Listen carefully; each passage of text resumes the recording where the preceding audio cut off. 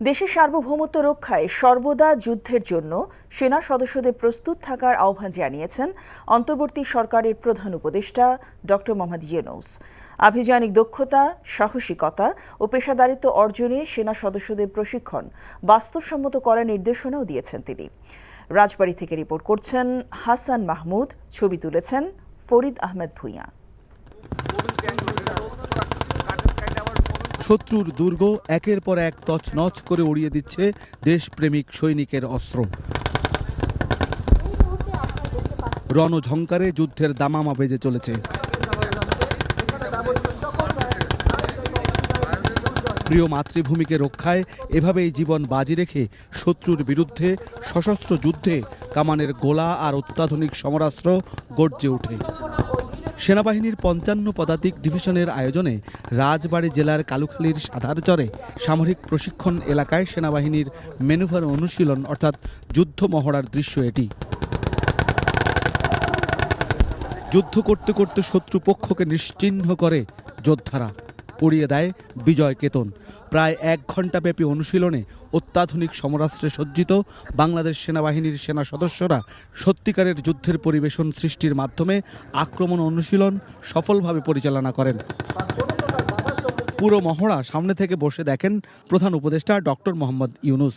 পরে সমাপনী বক্তব্যে তিনি বলেন, বাংলাদেশ সেনাবাহিনী জাতির অহংকার ও বিশ্বাসের জায়গা, তাই প্রশিক্ষণই সর্বোত্তম কল্যাণ এই মন্ত্রে উদ্বুদ্ধ হয়ে আধুনিক ও যুগোপযোগী প্রশিক্ষণের মাধ্যমে দক্ষতা বৃদ্ধি করতে হবে। পারফেকশন এটা সব জিনিসে, সেটা শুধু যুদ্ধের ব্যাপারে নয়, জীবনের সবকিছুতেই খাটে। খেলাধুলার যে খাটে সেটা তো প্রতিনিয়তই আমরা দেখি, যে যত বেশি খাটে, যে যত বেশি পরিশ্রম করে, প্রস্তুতি নেয়, খেলায় জেতার সম্ভাবনা তার বেশি। যুদ্ধক্ষেত্র একই ব্যাপার, প্রস্তুতি বারে বারে করতে হয়, পারফেকশন বারে বারে করলে এই পারফেকশনের দিকে যায়।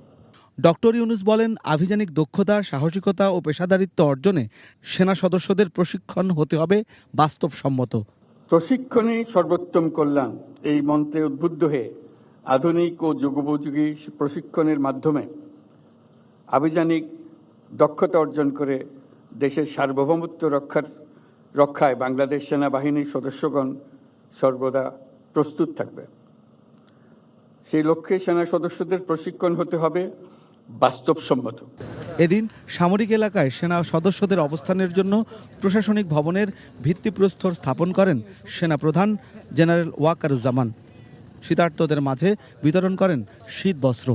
লাল সবুজের ৫৬,০০০ বর্গ মাইলের প্রতিটি ইঞ্চি রক্ষায় দেশ প্রেমিক সেনাবাহিনী শত্রুর মুখোমুখি থেকে জীবন বাজি রাখার যে মহড়া দিয়েছে, তাতে আগামীতে সেনাবাহিনীর দক্ষতা উন্নয়নের পাশাপাশি দেশ মাতৃকার জন্য বুক চিতি দেওয়ার অনন্য উদাহরণ তাদের স্মরণ থাকবে।